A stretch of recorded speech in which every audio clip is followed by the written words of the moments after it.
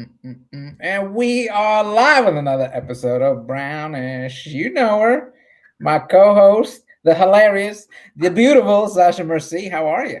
I'm good. How are you? I'm good. This is actually our first episode of 2021. It is our first episode. And I you know just what? read You what? always have some beef with me about something.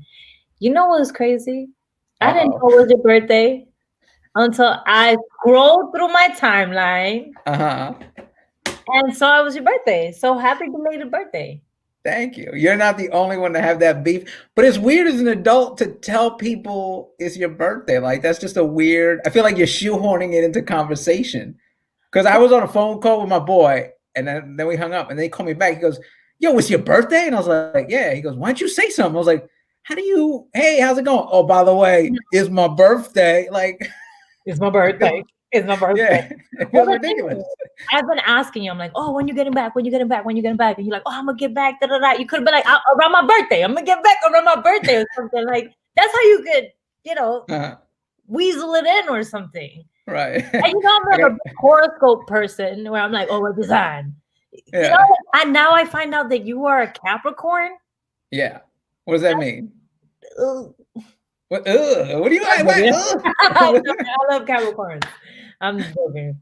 That's Is cool. there is here's a question, 'cause I never got into the horoscope. Is there a bad sign? Because I always feel like All when the people signs are say their signs, when people say their signs, there's always good qualities, and that's all people talk about. There's never been like, oh, I'm a Sagittarius. Oh, you's an asshole. Like it's never. which is right on point, Is Sagittarius. it really? Yeah. I Like that's so apologize. how you like because they're supposed to be anyway. But you know, I'm like a big horoscope person, and you Hmm. didn't tell me. Okay. But Well, that's you know cool what? because We're we're gonna. meant to be friends. We're meant to be friends because I'm a Pisces Uh huh. and you're a I don't know. Capricorn. So that's I don't know what cool. that means. I know. I don't know what any of that means.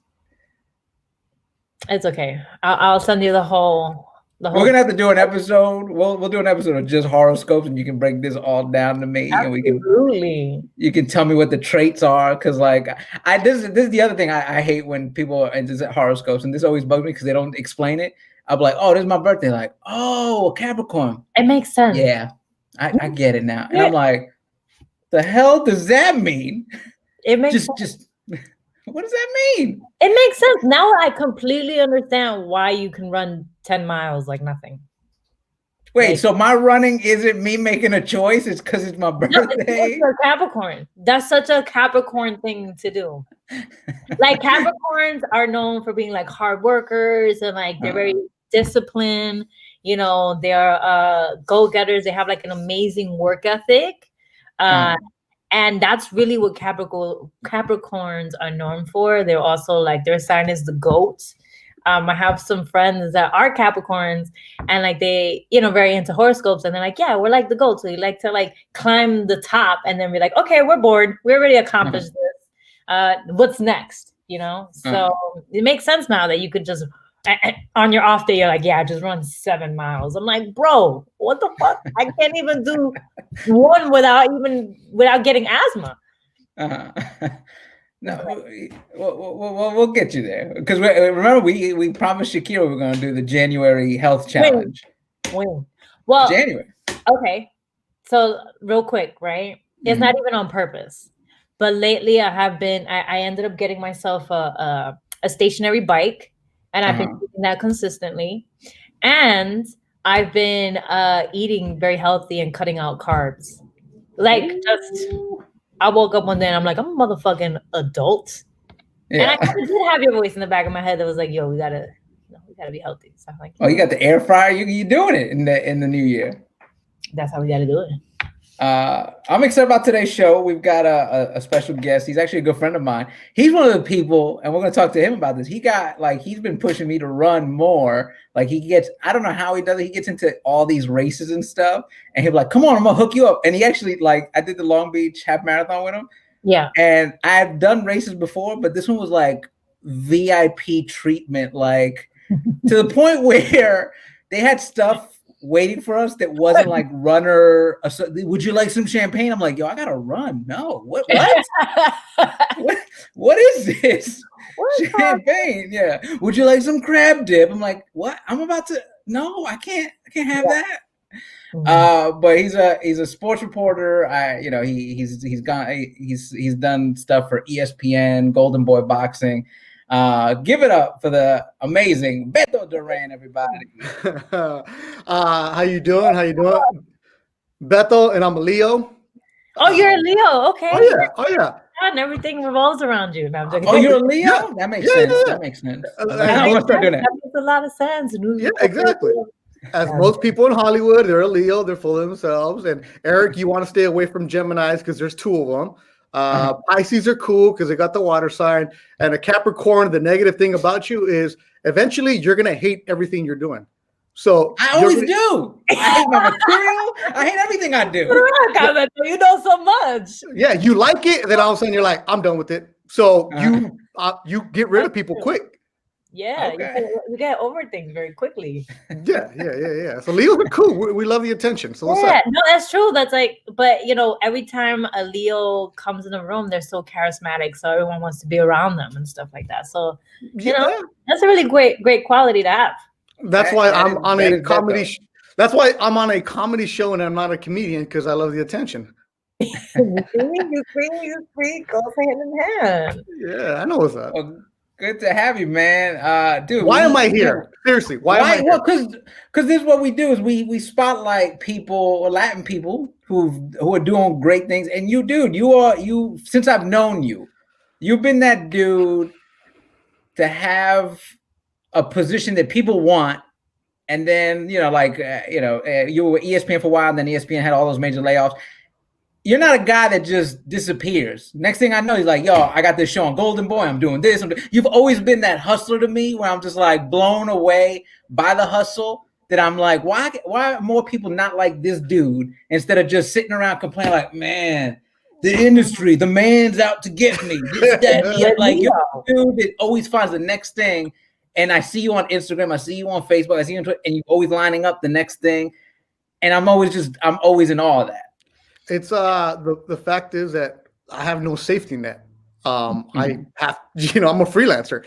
So if I ain't working, I ain't eating, and the kids ain't eating, stuff like that. So I appreciate the nice words from you, and I'm just happy to be here with Sasha because she's funny. Like, like your Instagram is hilarious, and you just started doing what you're doing. So you're on the fast track with what you're doing. Back to your question is like, I knew you because I'm a big comedy fan. Like I've told you this for years. I go to all the comedy shows and stuff like that. And I'll go like during the middle of the week, not on weekends. And I just like going, I'm like, okay, these guys are cool. These guys are funny, because when you work in sports, you're done working these weird hours. So sometimes you're done at 9 o'clock and like, we'll see what's going on at the store or whatever. Anyway, so like I said, I'm a sports reporter. I've been doing it. My first internship was in 2000, and you guys that are in New York will love this. My first ever internship was for New York One.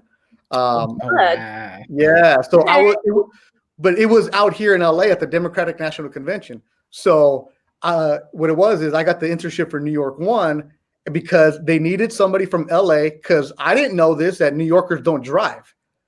No, Sasha's been here. How long, Sasha? Don't even. Sasha, how long you been here? 3 years. 3 years. And no car. I don't have a car. How? Or a driver's license. You don't need a license to drive, but how? Like, how do you get around? You just Uber everywhere. Mm-hmm. It'd probably be cheaper for you to have a car than Uber, right? That's exactly what 2021 is going to be about, me getting my license this year. Do you know how to drive? I know how to. That's a no. That's a no. Car. I know how to steer a wheel. No, I know how to drive, but it's been a while. It's been, I would say, maybe 10 years. Shut up. I'm not joking. Dude, my kid turned New Yorkers. Oh yeah, true-born New Yorkers don't drive. They subway. No, I know. I've met people like that. So my kid's turning 16 in March, and I'm on him right now. Like, dude, the day you turn 16, if you don't have a license and you need to go somewhere, that's a you problem. Like, I'm sorry, you're not going to go. Like, if you got it, like, if he plays basketball, like, if you got a game and I can't take you, well, you're not going. There's no excuse for you not to have a license at 16 because he's taking the driver's ed, all that other stuff. New Yorkers are different. Yeah. So my internship was show these people from New York how to get around, because in 2000 you had to use a thing called the Thomas Guide, which is a big map book. They're like, how do we get to the Hollywood sign? I'm like, here you go, because there was nothing on your phone. There was no cell phone to show you around. So I'm showing these New Yorkers how to get around. And they're like, oh, these highways and all these people on these streets. And I'm like, I had never been in New York, so I didn't know. I'm like, what's wrong with you guys? So that was my first internship, was to show the New York media how to get around LA. And they're like, wait a minute, you could take streets instead of this highway? And I'm like, it's a freeway, first of all. And then so I like, can we go to the Hollywood sign? I'm like, well, typical TV, let's go to the Santa Monica Pier, even though we're in downtown LA, to get the scenic and the beauty shots. And so that was my first ever internship, was New York One. And I saw the politics world, and I was like, hell no, let me go work in sports instead. But it was cool. It was fun. And New Yorkers are different, but like, they were talking about how they don't drive. There's a guy, a man on Showtime Boxing named Steve Farhood. He's in his 60s, has said he's never driven in his life. Oh, yeah. My parents. And he travels the world doing boxing, and he's like, I just have them come get me a car. I have a cab. I'm like, wow. Like, you guys are different. You guys are different. Yeah, like my aunt, she's never driven. And she's 60. But if you're in the city, you don't need a car, right? Yeah. I hope she's not watching this, because you just threw her under the bus. She's 60. She old. She old. She's up there 60, like, you know. But yeah, she doesn't know how to drive. And I guess, like, as a New Yorker, you're never like, what I need a car for? Like, I'm never leaving this place until you like, oh, the rest of the world needs a car. Like, See, but you're from where? The Bronx? Yeah. So, like, you're from there. You're not from the suburbs like Eric. No. I don't know why you had to take that shot at me, Beto. What's that? I thought we were boys here. What is that?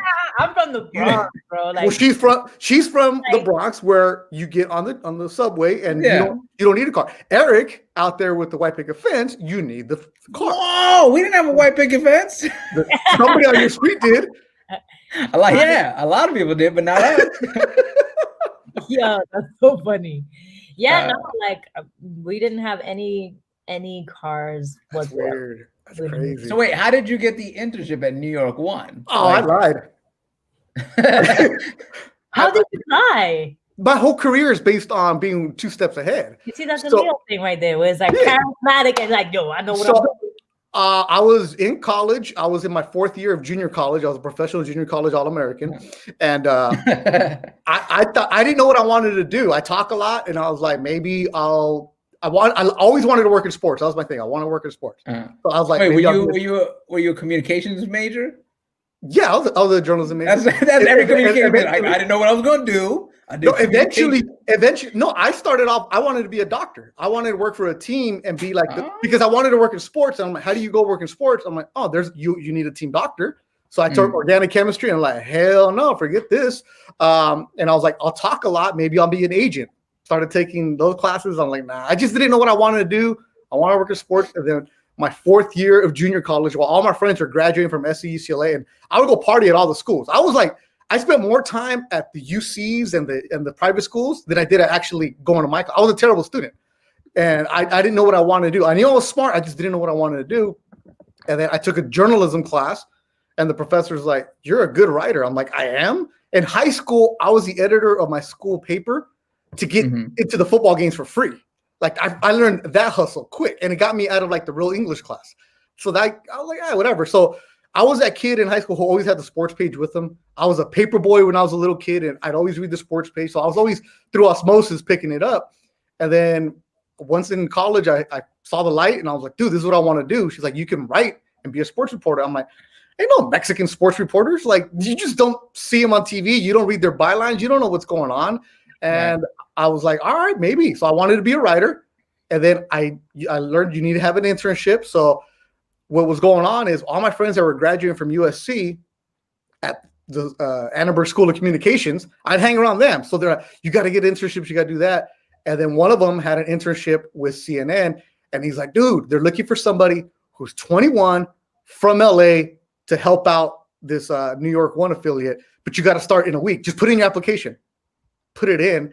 And the thing is, you had to be a USC student. So I lied and said, transferring to USC on my application. Like, fuck it. What are they going to do? Tell me no? Okay, tell me no. Yeah. And I got nothing to lose. So I said transferring in the fall. Well, because the person who they had hired had quit, they were in a bind. And they called me up. They're like, "You're 21? Yeah. Are you transferring? Yeah. Do you know how to use this? Yeah. Do you know how to read the LA streets? Yeah. All right, cool. Come in tomorrow for in person." I went in there and they're like, "Oh, yeah. You know, shut up, suit, tie, blah, blah, blah. There it is." They're like, "There it is." And then so that was my internship. So 1 week before the actual Democratic convention started, and then a week after. So we had to learn how to, well, not, I'm the only one who had to learn. Everybody there was a Syracuse, Northwestern, or University of Missouri grad school student was the other interns. I'm like, yeah. So there's like these editing machines where it's like these two knobs, and they put me on there, and I'm like, man, you know what? Hey, so I did the whole like, hey, at your school, you guys have this fancy technology. Where I'm at, I was like, state school, we don't have that. Can you show me how to edit a little bit? So they're like, "Oh, yeah, do it this way." So I'd go in there. If I had to be there at 8, I showed up at 7 to learn how to do the editing. It's real quick, easy. But I just acted like I belonged there. And I'm like, dude, they're going to kick me out of here. They're going to kick me out of here. And what I did is I gravitated towards the minority reporters. There was 2 of them. And I'm like, look, this is what you guys got to do in LA. And one of them was like, "Where do we go drinking?" I'm like, "Well, not in downtown. This is 2000. Downtown, there's nothing here. But your hotel in Citrus City, there's a spot over here. You go to Westwood, blah, blah, blah." They're like, "Hey, man, you stick with me." And I'm like, so you just kind of finagle a little bit. And that was it. So our job that week was to follow Hillary Clinton, who was running for state Senate at that time.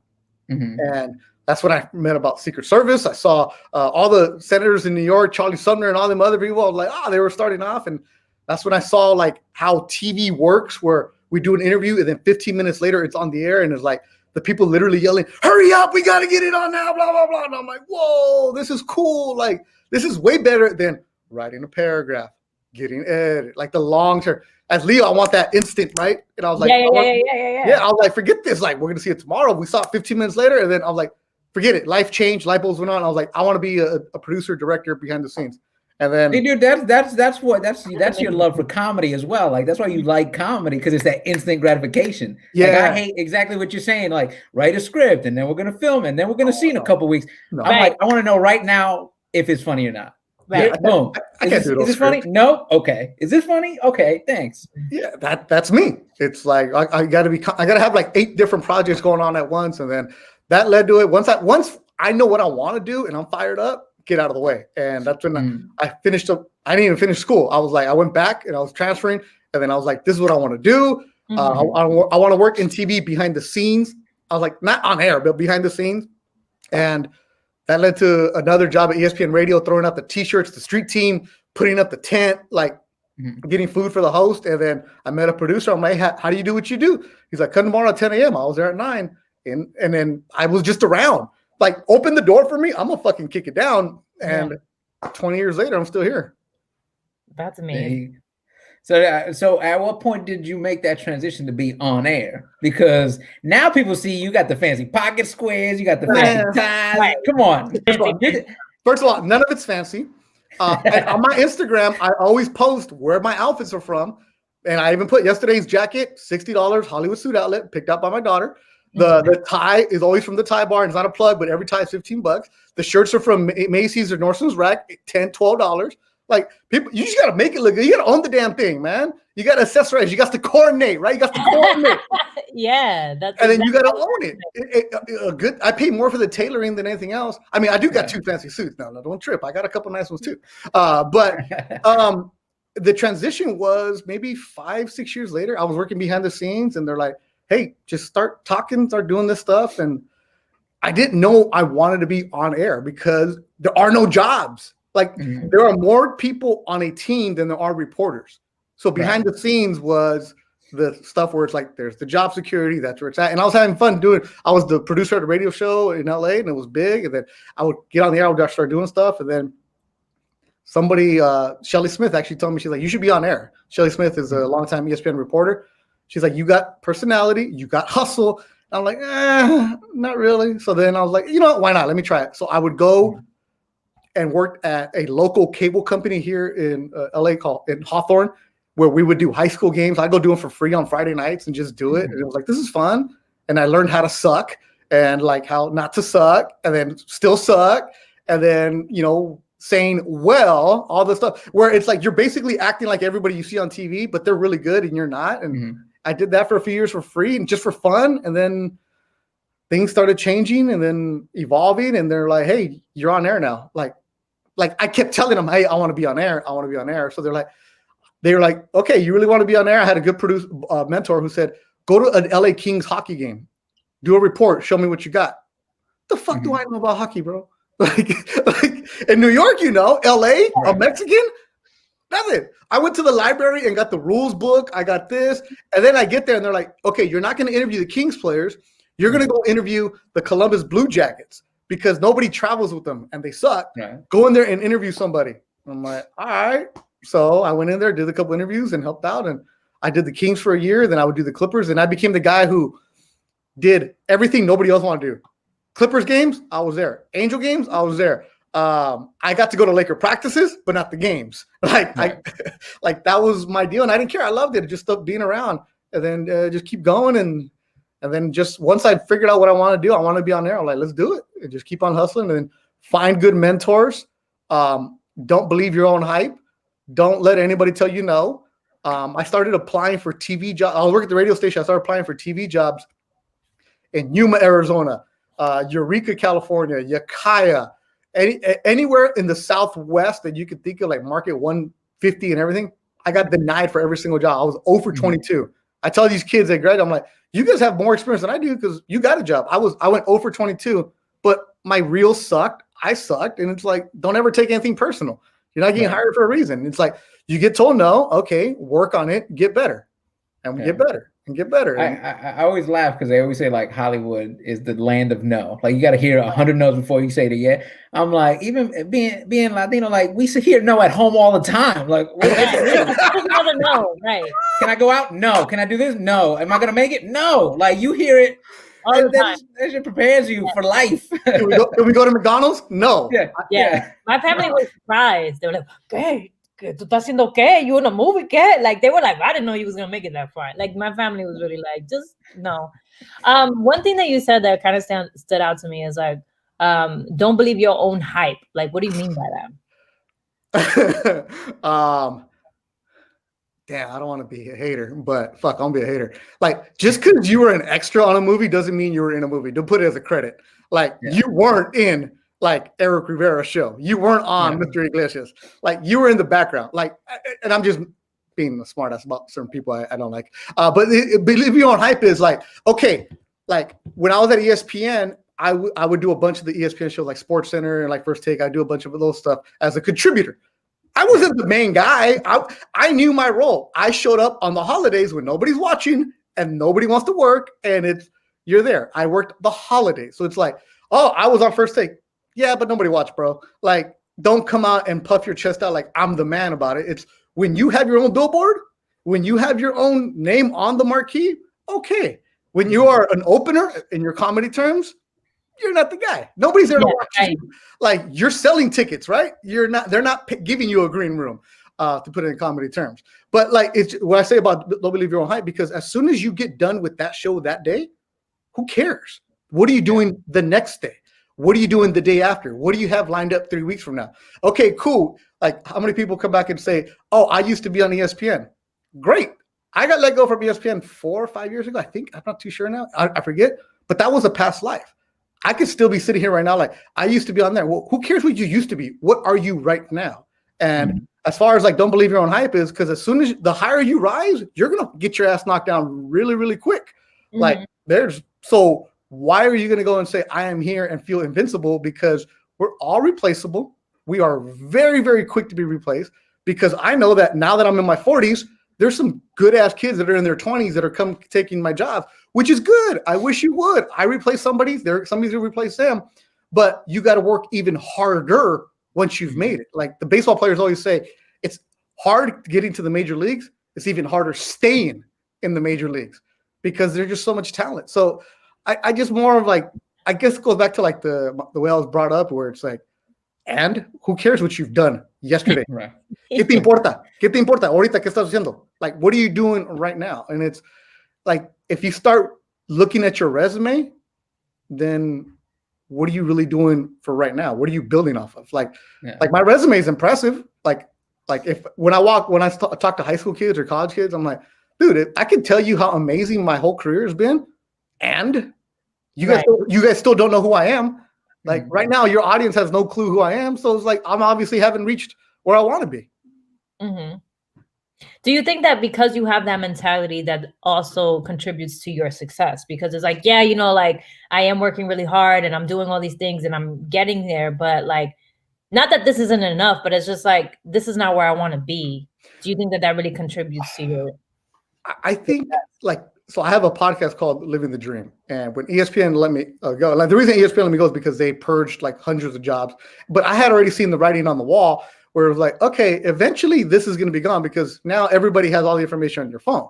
So that's when I started transitioning more towards doing TV and hosting and some other stuff. So I'm always like, what's new? What's next? What are we doing? What's going on?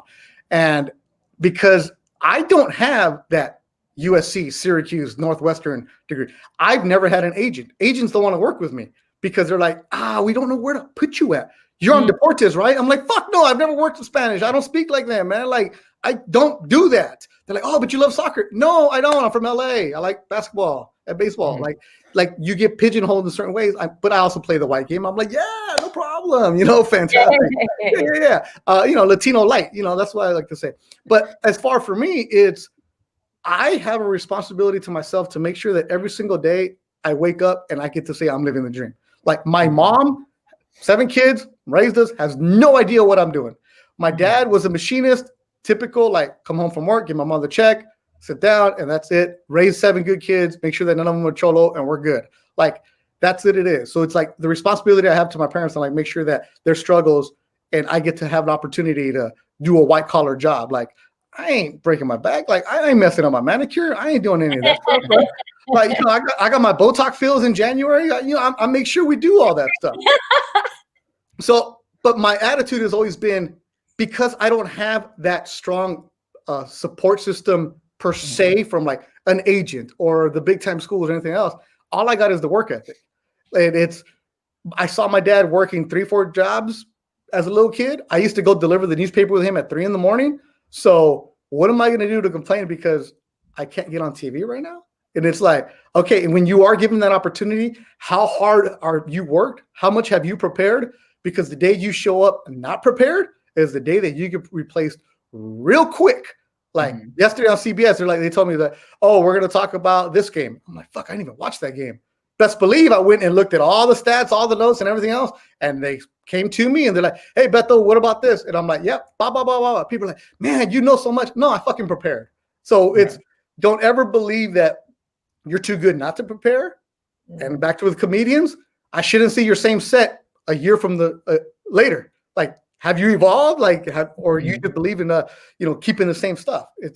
So. I mean, I know I sound preachy. I know I sound get after it, and it's like, okay, yeah, whatever. And I tell kids like, you are better than me.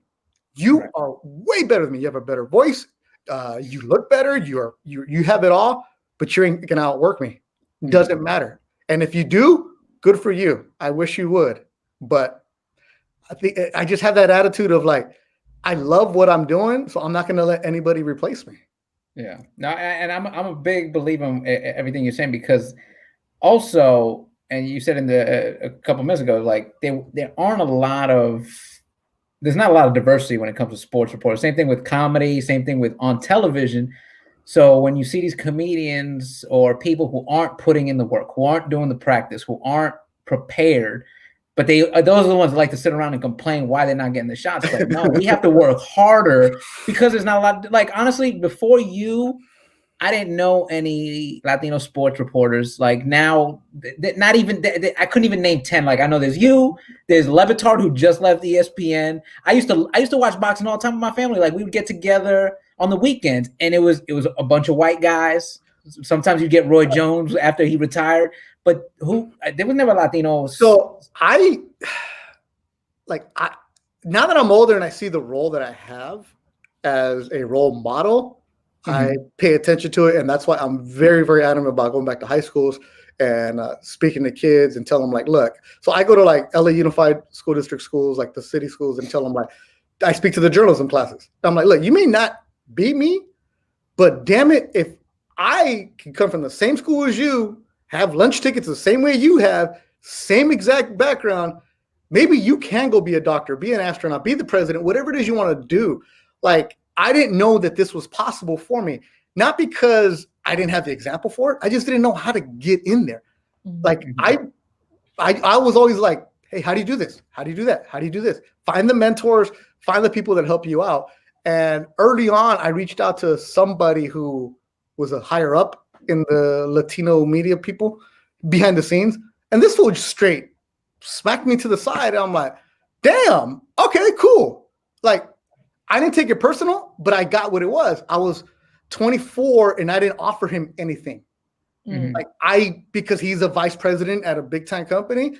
If I would have been 30 and accomplished, hey, I could take him and put him on a pedestal. I could be his mentor showing up. That's when I realized people are a lot of people that say they want to help you are just all show. And then the people who never take credit are the ones that help you the most. Like, they're like I have a lot of good mentors that really help me out, who I talk to every couple of days. And it's like, just to check in, how are you doing? It's never like, okay, yeah, I take credit for them. But my point was, when I was coming up, I always want to be known just as the best reporter in LA. That's it. And people are like, oh, you're the Mexican guy. Like, fuck, I hate that. Like, I hate being known as that. Now I embrace it because I see that even though it's 2021, and when I started, there weren't that many, and there's actually even less now. I see that there's kids via social media, because of Instagram, who are like, oh, damn, there's a Mexican dude on TV. Like, okay, that's cool. So let me give you the numbers. In LA, and just in the sports world, there are 2 Latinos doing sports in English. Mario Solis at Channel 4, who's the main guy who's been there forever. He's awesome. And me, a freelancer, part-time only on Sundays. ESPN nationally has 0 Latino sports center anchors. They have one girl named Toni Collins who contributes to SportsCenter, but she's not a main anchor, and she's really good. Robert Flores at MLB Network. And as far as the boxing world, there's a guy named Ray Flores out of Chicago, and Jessica Rosales, you guys know, she comes in sometimes.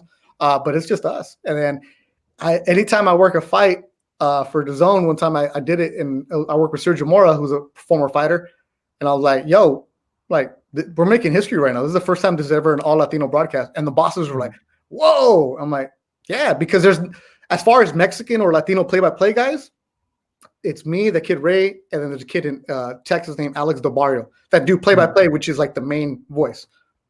So that's why I do play-by-play. That's why I do a reporting. That's why I do hosting, because I'm just trying to get a foot in the door anywhere you can. And it's like, Sasha, like, you're a comedian, you're an actress, you do this, you do skits, you do that, because like, you have to. And when this whole pandemic started, I was reaching out to Eric like, okay, look, there's no sports going on, but how can you and I work together? That way I can get your audience, you can get my audience. We can do something together. I mean, it never happened, but at least we were spinning the wheels of what's going on. Like you, Sasha, with your skits, it's like, damn, like, you're throwing up all kinds of content. And then you go back and see some other people, and it's like, what the hell are you doing? How have you not written another 15 minutes for comedians during this time? So, like, this background right here, this is like, I created a studio in the garage, and the Zone, the boxing company I work for, that's from them. I taught myself how to do like live YouTube podcasts, and one of the bosses saw it, and he's like, how do you transition this? And I was like, I taught myself this program. Right. Like, hey. Yeah, dude, I remember at the beginning of the pandemic, you're like, yo, what are you using? And we were talking like, what are you using? Yeah. All right, I'm using it. And I taught myself this program, and then the boss was like, hey, we're thinking of doing these like 4-minute shows just for social media. Do you know how to use a camera? I'm like, yeah, but I don't have one. They sent me a camera. They sent me that fancy Instagram circle thing. I got that. Yeah. They sent me like a bunch of stuff, and we ended up doing like 10 shows here, paid for by them. So I have like an expensive ass camera that they sent me. Hey, appreciate it, guys. Good hands, bro. But like, you have to create opportunities for yourself. If not, you're just gonna sit there and be like, what? So I can see like, oh, I went to Super Bowl 30, and 20 years later. Yeah. Sorry for the rant. Sorry for the ramble. No, it's perfect, because it's what we have you on for. Because even like as you're speaking, it's like, damn, I literally respect your hustle. And even though I'm not a sports reporter, like everything that you were saying is like what I do. It's like I'm trying to figure out ways to get in the door. Like I'm writing, I'm doing sketches, I'm doing all this pitching stuff.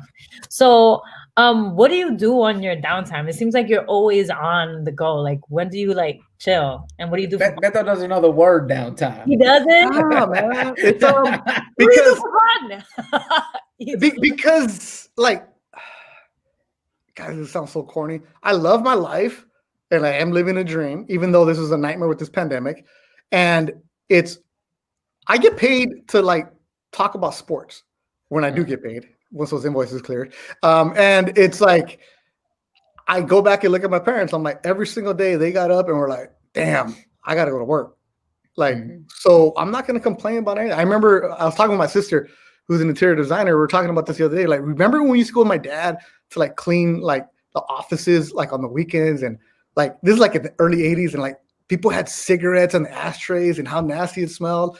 She's like, how old were we? I was like 8, 9, maybe. And like, she was probably like 7. And I'm like, I guess we always saw that a trabajar attitude, right? And it's like, so now you're going to tell me I put on makeup and talk about sports for 8 minutes and I get paid how much? Like, true. Like, there's nothing to complain. So as far as my downtime, like I got 2 kids, boys will be 16, the girl's going to be 11. They're cool. They're busy. But it's like he said they're cool because a girl turns. Right. See, Eric, you got the little kids. You're still in the like, oh, let's go to the park and swing. Let's go do this. I got not anymore, dude. This pandemic has changed my whole. Okay, but I'm saying that they're in that age. Just like, kids. Yeah, but they're in that age of like, oh, that's still cute. Now it's like, what are we gonna do? Fuck, I don't know. What do you do with the 16-year-old, 11-year-old? Such a big age difference. It's like they don't want to hang out with each other. It's like, yeah. So downtime, I don't know. Like I'm always up to something. Like, I mean, everything I do, I love doing it. Like I have 3 different podcasts. I love doing those. I don't make any money off of it, but who cares? I just like doing it. It's out there, the recognition. Try to inspire people. Try to help out the little Mexican kids in Yuma, Arizona that are doing TV. Actually, I just helped out one of them. This one kid was like, I saw the way he was dressing. I was like, hey, bro, let me help you out. Right. And because he doesn't know any better. He's 24. You know, he's probably making 25,000 or whatever. And he posted that he had like a pocket square. And I was like, damn, you're doing it wrong, bro. You're doing it wrong. So I was like, hey, let me help you out. So I gave him some tips. And then I sent him like 20 pocket squares. I just ordered for him. I was like, here you go. And he's like, dude, you sent me a bunch of them. I'm like, because you got to look good. Like, you can't be wearing what you've been wearing. Like the stuff that, you know, like pick up a GQ every now and then because you don't know any better at 24. See, like when you're Eric, you think you got style. You think you got style. Then you go back and look and you're like, damn, that FUBU stuff should not have been worn, right? Like, wait, how old? Eric, you're older. So like, yeah, the crisscross stuff, huh? I couldn't afford that stuff. My mom, come on, man. My mom was like, nah, we're not paying that much. I was talking about this the other day with somebody. I had I had Favor sneakers. Remember when Reebok came out with the pumps? I wanted the pumps. Yeah. But there was a store called Favor. It was Payless and Favor. My mom would go Favor because she thought that was nicer. I've never heard of that. And it had a pump, but the back of the release was on the back of the shoe. So every time I would sit down on the floor for gym and I put my feet down, you would just hear. So it just sounded like I was eternally and you are old, bro. You're bringing up the pumps when you're a little kid. You're old, bro. Yo, Favor pumps. Because Sasha, I have no idea what that means. I was like, hey, yeah, Favor. I don't even know. Favor. I do want to talk about this because I know you say you never have downtime, but you recently had some forced downtime. You were gonna go do some. You were gonna announce the Canelo fight, which was huge. Yeah. You're in San Antonio to do the fight. Take us through it. What happens? So during the pandemic, for CBS we get tested every single week, and so I've been like in December they called me. They're like, hey, you have a chance. You're gonna work the Canelo fight. You're gonna be the ring reporter after the fight. You're gonna interview him, and then before that, you'll be working a bunch of other stuff on his own. Big opportunity, big payday. And I'm like, and this year we haven't had any payday, so I'm like, hell yeah. So I kept myself away from everybody. I didn't even see the kids. I was like in the garage. I'm cool. And Monday I test negative. I get to San Antonio, test on Tuesday. Wednesday I'm in my room. They knock on the door and they're like, you're positive. I'm like, hell no, I'm not positive. Like, I feel good. I'm fine. And they're like, you got to go. Like, you got to get out of the hotel. I'm like, no, it's a false positive, which I had before. A month before that, another fight, I had a test and it was a false positive. So I didn't get to work that one. So anyway, so I'm like, I'm fine. They're like, no, you got to go. I'm like, test me again. They're like, nope. Texas Commission. They're like, because you're in San Antonio, we can't put you on a plane. We're going to rent you a car. Take your time. You got 5 days to get home. And I'm like, all right. So I'm all bummed. Yeah. Right, Sasha? I'm like, man. I'm like, is it at least a nice car that they give you full size or they give you the small car? They're like, get whatever you want. I was like, I got myself a 4Runner. I'm taking advantage, right? I'm like, shoot. 20-hour drive. And I'm like, damn it. So I felt like the comedians where you guys are going from town to town. So I was like, you know what? I went from San Antonio to El Paso. I was like, you know what? I'm going to drive during the day. I'm going to make a road trip. I'm going to take video. I'm going to make this on my YouTube later, blah, blah, blah. But I didn't want to post it. I was gone because I didn't want to have, like, make it seem like they kicked me out or anything like that. So I'll post after, like, get to El Paso. Cool. I'm like, you know what? I've never been to the Grand Canyon. I'll stop in Phoenix. I'll go to the Grand Canyon. I mapped it out, what I was going to do. That's how good I felt. Friday night, I'm in Phoenix. Middle of the night, I wake up shaking and just buckets of like sweat. And I'm like, I stood up and I'm like, what the hell is going on? Room spinning. I'm like, this feels like a bad Vegas trip where you're just like, what the hell is going on? I thought I had food poisoning, right? Because I ate some tacos. So I thought, damn it, food poisoning. I've had that before. Wait, you ate those tacos in El Paso? No. I was in Phoenix. No, okay. Okay. El Paso tacos. Yeah. El Paso tacos are good, man. Chico tacos. Anyways, I was like, no, man, come on. We'll talk about that off air, but come on. You're Puerto Rican. You don't know about good tacos, so don't even start. Don't get con eso, bro. Exactly. For White Plains trying to tell me about tacos. And and so I was just like, what the hell is going on? I fell asleep. I'm thinking food poisoning.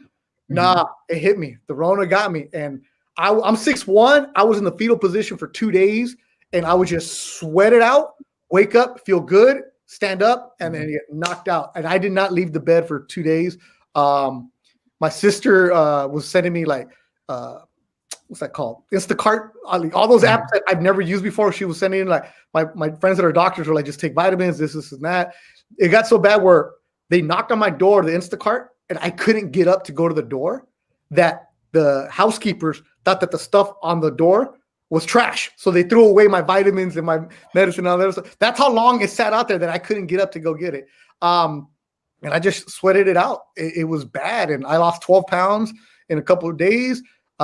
Luckily, I only had the mild symptoms compared to everybody else, but it was terrible. Now I look at it, it felt like I was one of those like movies where like somebody's drying out in rehab, like a train spotting or something like that, because I just was no idea where I was at. I got the headaches, had like the spinning. It felt like in a fog. You didn't know what time it was. At one point, I had like 80 messages because I could, you know me, I'm texting all the day long. I'm on social media all day long. I did not look at my phone, none of that stuff. And then finally, the third day, I felt good enough to start driving home. And then I got another hotel here in LA. And it's been 3 weeks till now. I have no appetite. I'll eat once a day. You get fatigued. I walk like 20 minutes and then I got to sit down. Yesterday on CBS, when I do the show for an hour, after the show, I sit there for half an hour and then I still got to drive home and you're wiped out. And it's just weird, man. You know what I mean? Like the week up that it happened, I ran 5 miles. I was good. Now I can't even imagine trying to run. So, and I only got the mild symptoms. I can't imagine the people who get it bad. I feel it's terrible. Like did you lose the sense of smell, sense of taste? No, that stuff is good. I just have no appetite. Like I'll eat once and it's usually soup and that's it. And I'm full. And it's the weirdest thing, man. It's just the thing that got me was that shortness of breath. Like the shortness of breath is like, whoa, like for me, like, you know, we run like, and my friends were telling me, they're like, okay, you're 42 and good that you're in good shape. Because if you weren't, and I'm like 3 weeks later, it's still lingering. Like it feels like there's still something in your lungs that you got to hawk up, right? It's just, and it's like 2 weeks ago, I did a fight. I did it here because I wasn't allowed to travel. So I had to do a fight from here, my garage. And I got done. I did 4 fights and wiped out to the next day. So I had the chills and the shakes and all that stuff for 3 days where I was like this, fetal position, cold, just cold. And I remember looking at my room, it was 76 degrees in my room. And I was cold and freezing. and it was the weirdest thing. And then all of a sudden you're like, damn, it's so hot. Like, and then you're sweating. But I never had a fever because I took my own thermometer. That's how like you're going through menopause, man.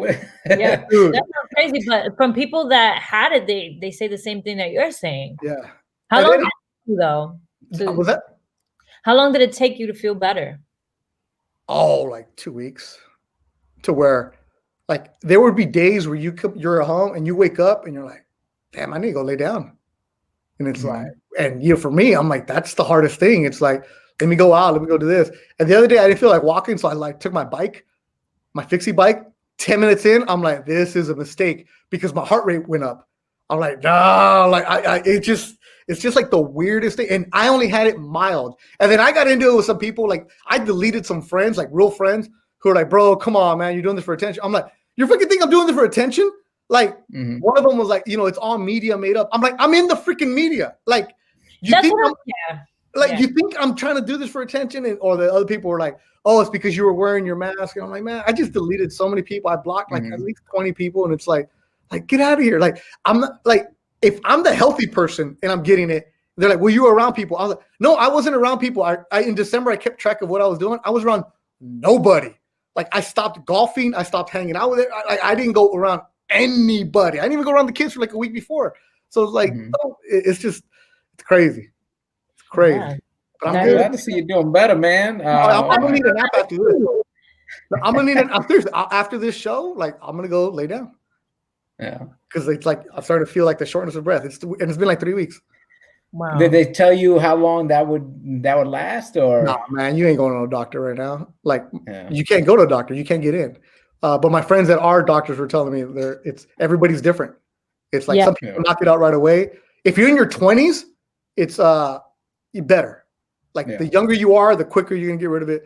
But I don't smoke. I don't really.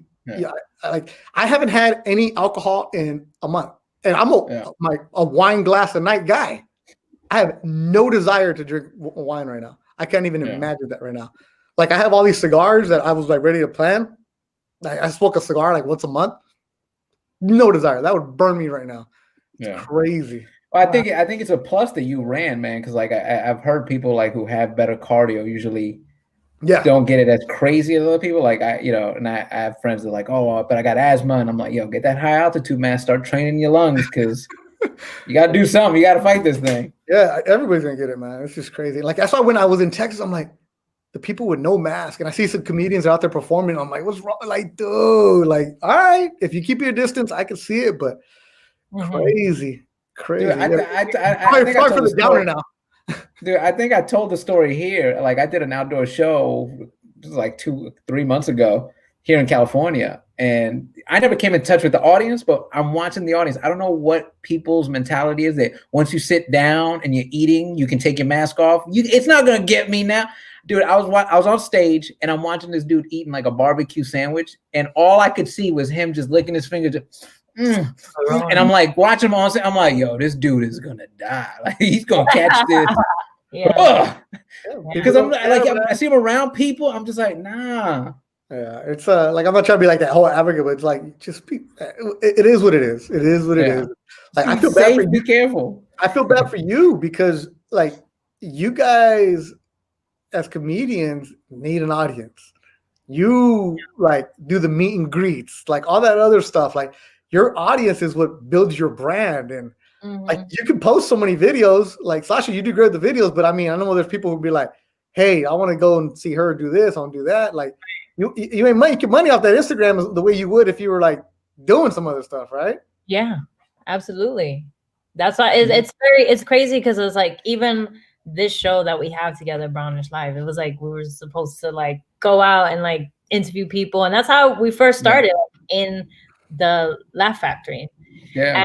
And here we are, like still doing. We were gonna meet with different podcast studios, and we're gonna be a podcast. So much fun, But then exactly what you said in the beginning, like we shifted and we're like, let's just do this online for now, and then when things open up, we can then shift over. Hold on, is this the show you started during the pandemic? So I started Brownish at the Laugh Factory pre-pandemic. That was in October before everything shut down. They kept hounding me. They kept hounding me going, yo, we want to bring back Latino night. Would you want to do it? And I kept saying no. I was like, exactly like you, where you were like, oh, I don't want to be, oh, you're the Mexican guy. I was like, I don't want to be that guy. I'm just a comedian. I'm funny. Like in New York, you do clubs. It's very rare you have cultural nights at comedy clubs. Like if you go to the Comedy Cellar, there's no, if you go to the Comedy Cellar website or New York Comedy Club or Caroline's, there's no chocolate Sundays, there's no Latino Fridays, there's no Asian Wednesdays. It's none of that. It's just lineups. Really? So coming here, I was always trying to fight that battle. Like, no, don't put me in a box. I'm funny. I'm funny to every audience. White people, black people, Asian. So for the longest time, they were like, oh, we need a host for Latino night. Because it was a big thing back in the day. Like George, Fluffy, Freddie Soto, like all those guys got their start at the Laugh Factory's Latino night and blew up. And then, they had different hosts. And then after a while, it was gone.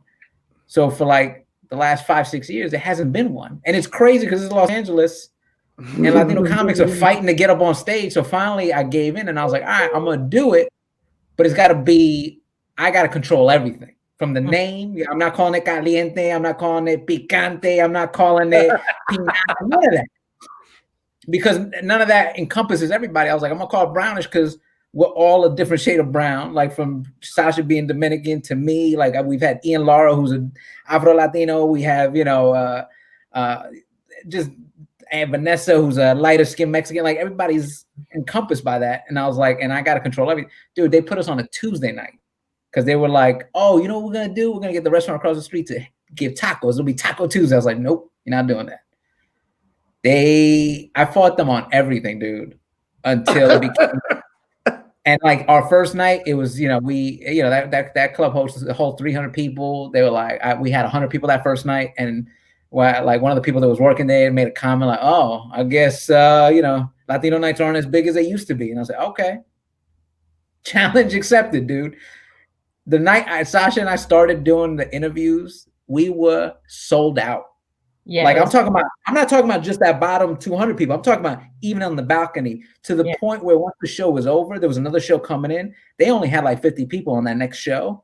We had like a VIP party just break out upstairs. The staff was like, yo, you guys got to keep it down. You're interrupting the little show that's happening. Good for you. Good for you. That's awesome. I remember you telling me, oh, we were having the show. And I'm like, I'm not going to Hollywood on a Tuesday. I ain't going anywhere. Dude, that show did so well right before pandemic. They were already talking to me about moving it to Thursday or like a prime night, like Thursday, Friday, Saturday, because they were like, yo, I don't know what you're doing, but it's a different because look. Funny is funny. You had funny people. Like that's the difference. It's like you didn't have just Mexicans. You had even to the point where the club was like, who are these comics? And I was like, the fact that you don't know who these people are is mind blowing. Yeah, like now that I'm older and I'm like, all right, it's like you get to like see what's going on and like I start popping off now. Like I know my career is gonna be ending soon, so I don't know where I'm gonna transition to. So I am Mr. like pop off. I'm like, oh, he should be up. I'm like, no, he's not funny. Like dude, Sasha. Ask Eric about the text that I send him all the time. Sasha, the fact you should wear this like a medal of honor. The fact that he told you in the beginning, like you are funny, he's never said that to me. It's always like, yo, this person stinks. I'm like, yo, that's my friend, man. Don't say that. They stink. I'm like, ooh. Oh my God. But the thing is, because I'm not a comedian, I don't know. And much respect to the comedians for even getting on stage and writing 2 minutes of material. That is terrifying. I read a teleprompter. Like, I know what I'm saying. What you guys are doing, oh my goodness. There's no way in hell I would ever want to do that like that. So great to you and respect for anybody who gets on there. But once you get on there, you got to be your best. You're open for criticism. Yeah. Like, I know that once I get on TV, my two chins, when I do this, I know that somebody's going to do that. Like, mix in a salad. You'll be all right. I can do that. Yeah. But there's some of these comedians who get all this hype, and I'm like, I don't see it. Like, and I'll tell Eric, and I'm like, do you really believe in this person, or are you just helping out a friend that you just posted about? Because don't make me waste my Netflix on this person. Like, and so like, and Eric's like, no, go check out Freddie Soto. Go check out this. Yeah. And I'm like, okay, that's it. But that's another thing. It's where I'm a paid patron, so I don't want to see 5 comedians who are doing the same exact jokes back to back to back. I'll support anybody who's funny. I'll support any Latino that's good. But when I can see what you're saying in the next person and the other person, and all it is just a different way of setting it up, then okay, I know what I'm going to get every single week. So why am I going to go support Brownish? Because every single week is the same thing. Right. That's why I didn't go. Well, we got to get you once everything opens up, man. We're going to get you back. I ain't going nowhere, man. I ain't going anywhere around people, man. There's no need. There's no need to be around people. I just want to go. I kid you not. I think what I'm going to do, my next move, is I'm just going to be that salty deal that is going to be sitting in like the Netflix studios and be like, nah, not Mexican enough. Like I'm going to be the gatekeeper for it. Like because everybody becomes a consultant once they're washed up. So I'm a couple years away from being washed up. So I'm going to be a consultant of like, how do you get this person in? How do we how do we get the Latino audience? No, I'm sorry. How do we get the Hispanic audience? Well, don't call us Hispanics, first of all. Yeah. Because Mexicans don't want to be a Hispanic. In New York, a Hispano all day long. You guys are good with it, right? So I'm gonna be that person like, nah, here we go. I'm just gonna be sitting there with the cigar. I'm not gonna smoke, and I'm just gonna be like, nah, this, yeah, that, this and that. Right? Because you gotta have that person. Because we can't be saving taco shops all the time. Right.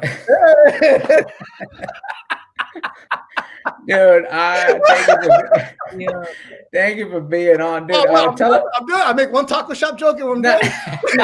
Cancel. Tell everybody where they can find you, man. You can find me on Hentified Season 2. No. Oh man. See, hopefully you get on that show, Eric. Are you on that show next year? No, not yet. I haven't gotten anything. Yeah. Wait, Sasha, what shows are you on? I'm in Like, Share, Dímelo that airs on Fuse, and I also have on a little movie right now. A movie on HBO de lo mío. It's on HBO, like regular HBO? HBO Max. HBO Max and HBO regular, both. Yeah. Oh. And it's not a comedy film. It's You're an actress? Yeah, I'm actually acting. No, I mean in that show, you're an actress? No, and Like, Share, Dímelo is like a commentary / sketches. Like, so it's like, it's like a talk show where we talk about certain evergreen topics and then we do little sketches, right? And then De Lo Mío is a film about these two girls who go visit their brother in Dominican Republic because their grandparent died and they have to sell the house. So that is a serious film. And it's so you're a real actress. Yeah. That's awesome. Like as you're talking, I'm like, yo, I know exactly what he's talking about, because it's like, in this industry, you have to wear so many hats. Dude, so De Lo Mío, 3 siblings reunited, Dominican Republic. Oh man, I'm gonna need some subtitles for that one because the Dominican Spanish is crazy, bro. And I'm like, wait a minute. Like when I started working baseball and then talking to the Dominicans, I'm over here like, yeah, I speak Spanish. And you talk to Dominicans, and I'm like, no. That's like my wife when we first started dating. She bought Rosetta Stone. I was like, good luck talking to my Puerto Rican family. You ain't gonna get nope. Yeah. Puerto Rican, I don't even understand. I've been to Puerto Rico like 6 times for fights. Every time I go, I feel like I learn less Spanish. I understand less because in San Juan is one thing, and Ponce is one thing. Dominican Republic, though, I gotta go because the baseball. Yeah, even here, I remember I was asking for a straw, right? And we call it sorbeto. I'm like, oh, can I get a sorbeto? They're like, ¿qué? Sorbeto? I'm like, sí, straw. And they're like, oh, popote. I'm like, oh, okay. Yeah, that's Mexican. Yeah. See, that's another thing. When I'm going to be that salty Netflix executive, I'm like, look, these people speak Mexican, they speak Dominican, they speak Puerto Rican. They don't speak Spanish. Everybody speaks Spanish. Yeah. Right? That's what it is. I'm going to do that. But what you can do, my Instagram is Beto Vision. My podcast, Living the Dream. Just, you know what? Whatever. Just Google me if you want to hang out. It's not that hard. I'm a 42-year-old guy in working sports and living the dream, and I'm a comedy fan. So respect to anybody doing the hustle. Big fan of Eric and what he's doing. But if you want real feedback on your stuff, Beto will give it to you. You don't want. But the thing is, people don't want real feedback. They don't. They want to be told how amazing they are. They want to be told you're funny. It's like, no, you're not. Like you've been in this game for a year. You're not funny. Just because you do one sketch that goes viral doesn't mean you're funny. Doesn't mean you can do 15 minutes. Like the boy Concrete, who does sketches all day long, and he's hilarious with it. He's been doing it for 15 years, and now he started hit with the sketches. But he's constantly putting out content. Like Sasha, you're constantly putting out content. You're always doing something. Erik is going to be a big time. Wait, you have a big Hollywood movie role, don't you? What? I got nothing, man. What are you talking about? Wait, I thought we had a show. Oh, our show that we make it up? Yeah. Yo, Beto, every time he sees any kind of announcement, he's like, yo, but I'm on that, right? I'm the executive producer. I'm like, yo. I just need one speaking role because Sasha, right though? Closed mouths don't get fed, right? Yeah. Because if Erik has a production deal, you telling me he can't write in one little line for a homie like sports reporter, news reporter. Right. Yeah, we need a sports reporter in it. Right. See, don't be a hater, Erik. No, now that I know. I'm gonna make sure whatever project I get on, Beto's gonna have one line. It's always gonna be the same line. Perdón, ¿tienes sorbeto? What? I can't say that. I can't say. Una soda, fool. That's what you gotta say. Hey, but can we say? Hey, for real though, Erik, can we say the taco shop? Oh, always. It's good. Thank you so much for coming on. I'm glad to see you doing better, man. I'm talking my shit. Yeah, I'm ready to go. Yeah. I'm way better.